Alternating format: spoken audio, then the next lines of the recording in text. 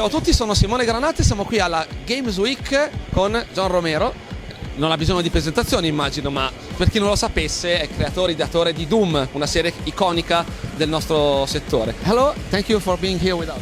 Thank you for having us. It's an amazing show. It's a pleasure to be here with you.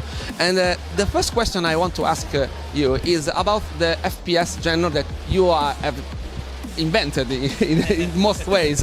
What do you think about the FPS genre so far in the actual days? Do you think it can be improved more? There is something missing maybe? I don't think there's anything missing. I mean, shooters have really expanded their design and basically from the original shooters that we made back in the 90s. Having an MMO shooter like Destiny is amazing to have that out there.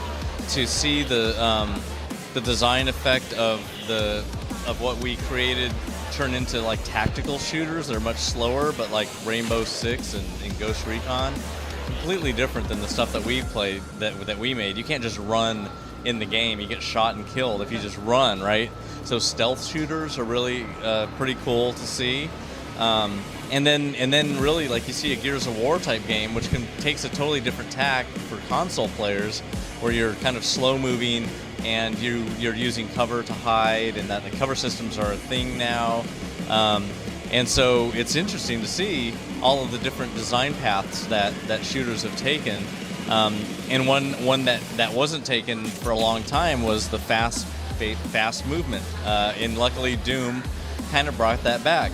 Having that really fast, skillful movement where you feel like you can dodge stuff and you're not limited by not being able to move fast enough out of the way of a fireball, you know.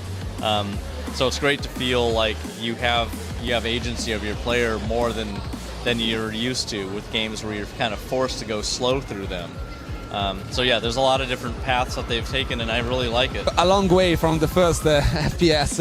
And speaking about innovation, what do you think about virtual reality and 4K resolution and these things? Do you think that these new technologies will improve a lot the shooter genre?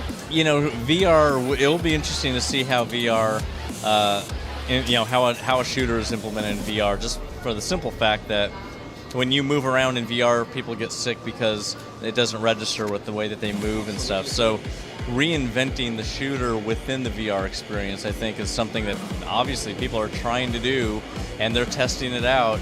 And we'll probably see a new way of playing a shooter the way in VR, the same way that like on mobile you see a new way of playing a shooter with Hitman Sniper.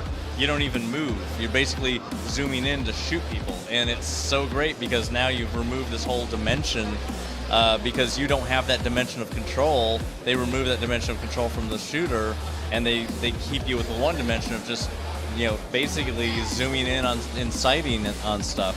And I thought that was a really great design decision. So I think that VR is going to do something similar, where you can't have that motion, but you have a way of maybe grapple hooking to another location in a room where you don't have to move yourself, but you can say, I'm going to grapple up there, and then you're just looking around from a vantage point. Or, you know, a lot of experimentation with how do you take best advantage of what VR can do for a genre that's used to certain types of rules, but then change the rules for that genre within the VR experience and do something that no one's seen before.